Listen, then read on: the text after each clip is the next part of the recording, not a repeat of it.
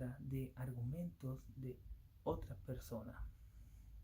Es decir, la palabra de Dios a nosotros nos confronta, nos ayuda a poder ver aspectos que en nosotros no están bien, nos redarguye, nos confronta con argumentos propios que tenemos, los cuales no están alineados a la voluntad o a la palabra de Dios. Nos quita la necedad, nos quita la terquedad. La palabra de Dios nos redarguye, va en contra de esos argumentos, de esos paradigmas, de esas ideas que tenemos erróneas acerca de Dios, y nos guía por el camino correcto. También dice de que la palabra es útil para corregir. La palabra de Dios nos corrige. La palabra de Dios nos moldea. La palabra de Dios nos muestra de que estamos haciendo lo correcto, estamos haciendo lo incorrecto, de que estamos siendo obedientes y estamos siendo desobedientes, y nos corrige.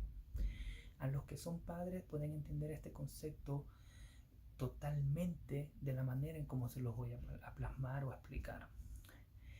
Si un padre quiere que su hijo sea obediente, de que su hijo sea una buena persona, de que su hijo sea un profesional o tenga alguna perspectiva de vida que le lleve a un triunfo o a una victoria en esta tierra, y de pronto ese padre ve que su hijo está haciendo algo que no es debido o que va en contra de la perspectiva o va a ser un obstáculo para que su hijo pueda llegar a la meta, ¿qué es lo que inmediatamente hace el padre o hace la madre?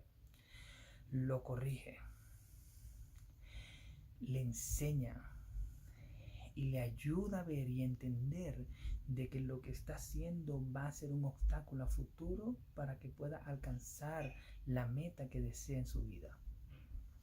De la misma manera, nosotros, teniendo la palabra de Dios y estudiándola, ella nos va a nosotros a corregir, nos va a nosotros a alinear aquello que estamos desalineados, aquello que estamos desajustados, aquello que estamos lejos de la presencia de Dios. Dios utiliza la palabra para corregirnos, para hacernos volver al camino correcto, para hacernos volver a la senda que nos va a llevar a la salvación y a la vida eterna. Son términos, disculpen, que poco a poco vamos a ir entendiendo.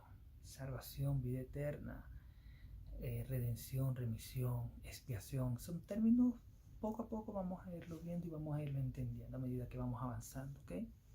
Ténganlo ahí presente, anótenlo y poco a poco lo vamos a ir viendo. También dice que la palabra nos instruye, ¿Qué es una instrucción?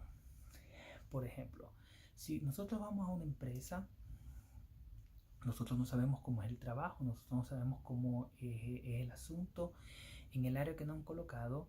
¿Qué es lo primero que nos da el jefe o la persona que va a estar a cargo de nosotros? Instrucción. Esto es así, esto se tiene que hacer así, estos son los pasos a seguir, esta es tu hora de almuerzo, esta es tu hora de entrada, esta es tu hora de salida. Nos da instrucciones. Y estas instrucciones son las que nos van a ayudar a nosotros durante el tiempo que estemos en esa empresa a poder manejarnos y a poder desenvolvernos. Es lo mismo, esta empresa es la vida. Esta empresa es lo que nosotros somos, esta empresa es nuestra familia. Y no es que sea una empresa, sino que lo quiero comparar o quiero hacer una analogía con esta palabra. Pero nosotros estamos en esta vida y nosotros para poder llevar la vida correctamente, para poder ser una familia en Dios, para poder ser personas que obran de manera correcta o obran con el bien en sus corazones, necesitamos instrucciones, porque de por sí solo nosotros nacemos y nuestros padres nos enseñan algo, pero a medida que vamos creciendo nosotros nos vamos haciendo de una identidad, nos vamos haciendo de unas ideas, nos vamos haciendo de unos paradigmas, y estos paradigmas y estas ideas son lo que nosotros llegamos a hacer cuando somos adultos, y estos paradigmas y estas ideas que nosotros adquirimos son las que les transmitimos posteriormente a nuestros hijos. Y sus hijos igualmente llegan a hacer en un momento lo que nosotros les decimos, pero ellos van a crear también sus paradigmas, ellos van a crear sus ideas, van a crear su personalidad, su identidad.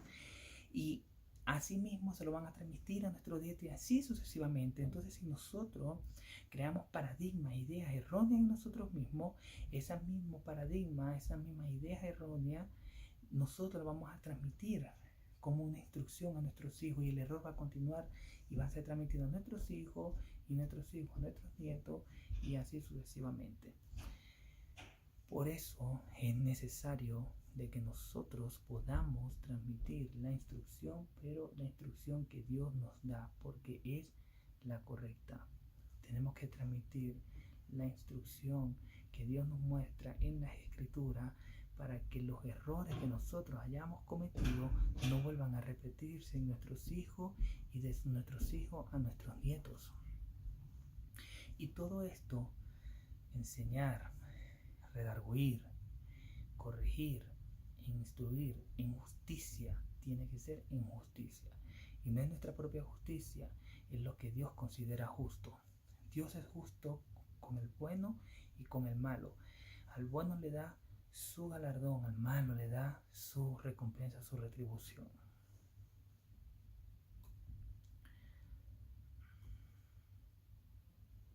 ¿Qué más tenemos? ¿Qué más podemos decir acerca de las Escrituras? De que la Escritura tiene un principio, y el principio nos lo muestra Génesis capítulo 1, versículo 1, cuando dice: en el principio creó Dios los cielos y la tierra. Es bonito comenzar una película desde el principio, una serie desde el principio, porque vamos a poder entender todo cuando llegue el final. Es necesario que nosotros, cada uno de los que estamos presentes viendo este video, podamos entender de que hay un principio. Y el principio es lo que nos va a ayudar a nosotros a entender totalmente y cabalmente quién es Dios y cuál es el mensaje personal que Dios tiene para cada uno de nosotros. Hoy en día, en muchas escuelas, liceos, se presentan siempre dos posibilidades de la existencia en el mundo. Una de ellas es una gran explosión, lo que estamos familiarizados con la teoría del Big y el Bang. Una serie de masa que se juntaron y luego explotaron y estas dieron vida y forma a lo que hoy conocemos como el universo. Es una teoría que, una teoría científica, muchos la defienden, pero no llegan al punto en poder explicar de dónde vino esa masa.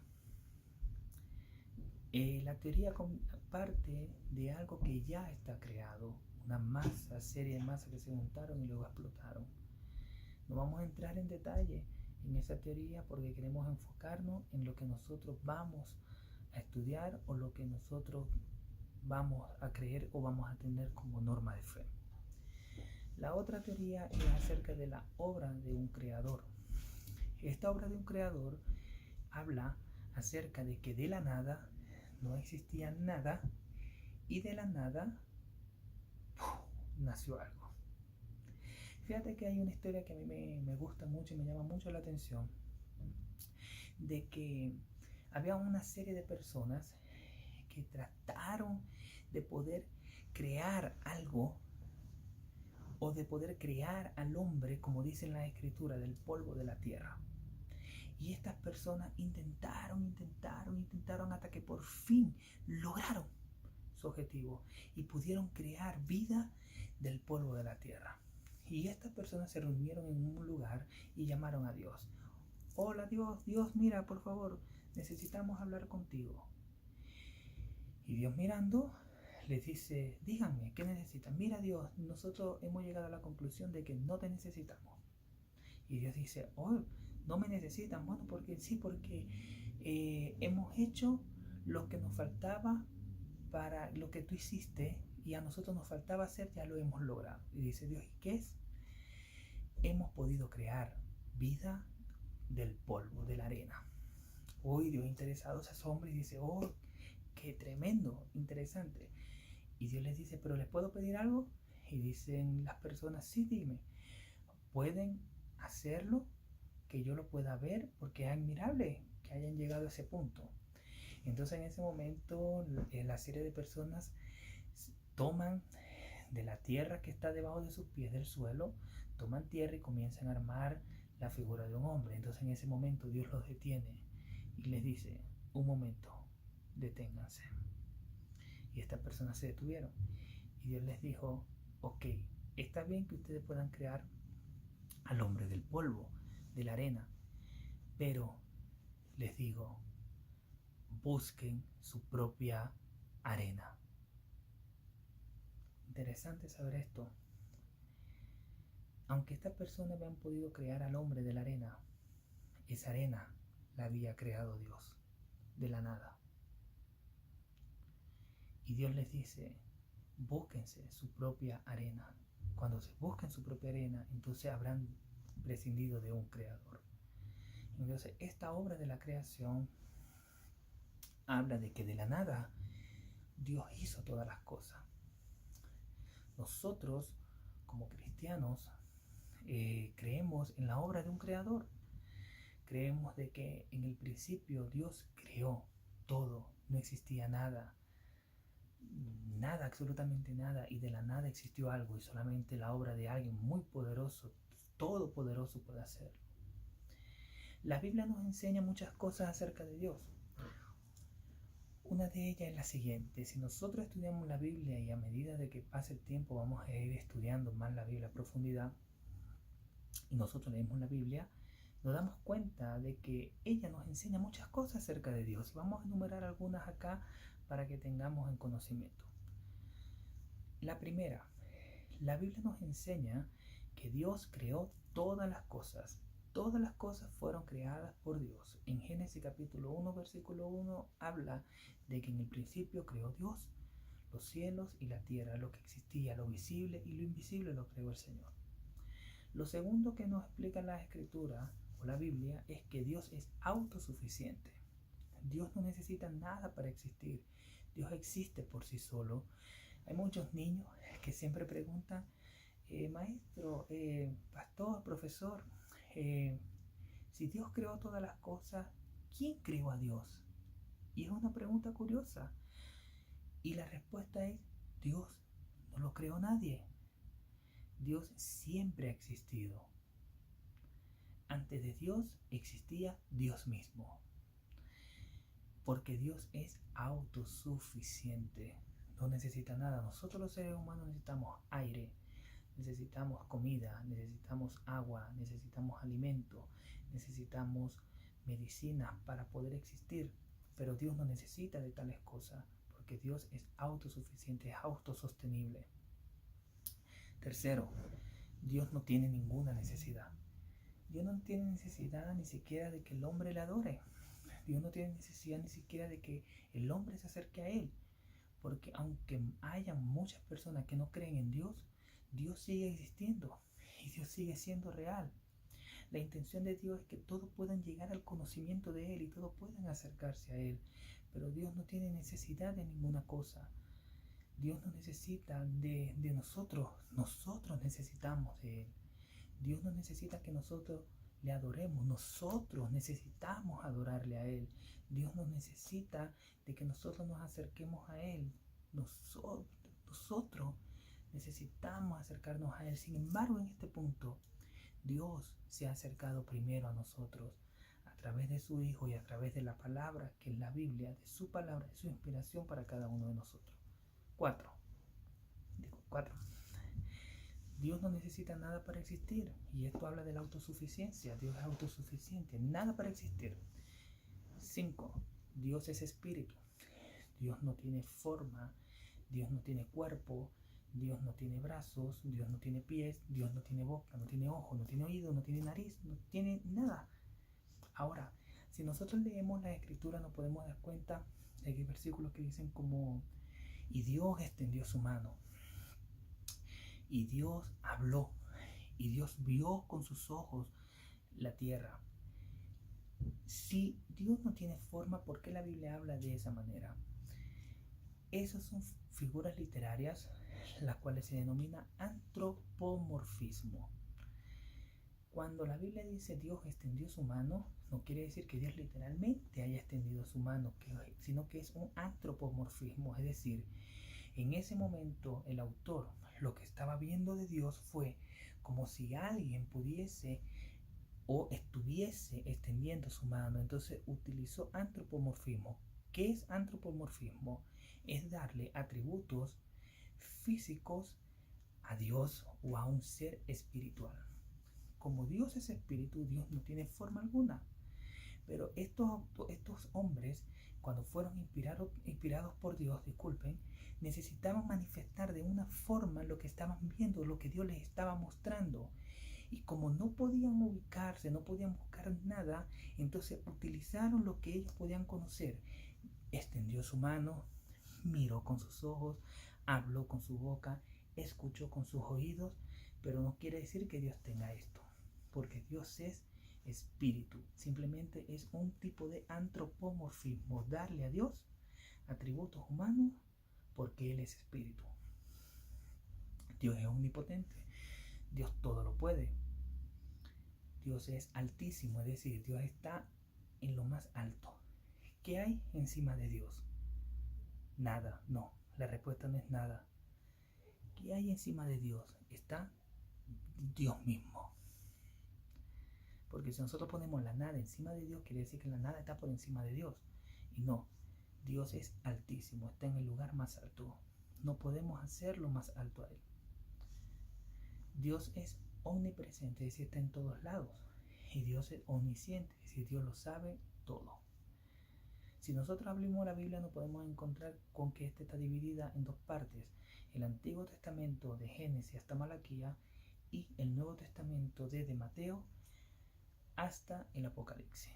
Está dividida en capítulos. El número grandecito que nosotros vemos en la Biblia es el capítulo, el que está en negrita. Y los versículos son los que entre cada línea están marcados de forma muy pequeña. Conclusión, amados. La Biblia contiene eventos fundamentales de la historia. Es decir, la Biblia tiene historia. Cosas que sucedieron en la vida real en su momento. Tiene detalles específicos y mucha información cultural. También tiene detalles de descendencia, también tiene nombres, fechas, lugares, etc. La Biblia no es un libro de ficción ni es un libro de fantasía. Todo lo que dice la Biblia es real, sucedió. Hoy en día existen los lugares, hoy en día se habla de los eventos que sucedieron acerca de la Biblia. Todos los personajes, todos los lugares, toda la cultura que allí se menciona, en su momento existieron y aún siguen existiendo. El pueblo de Israel, por ejemplo, la nación de Israel, como lo es ahora, está en la Biblia. Todo. Cuando nosotros leemos la Biblia y leamos esa historia fantástica, como muchos la denominan, no es que haya sido magia o haya sido una película de ficción o de fantasía.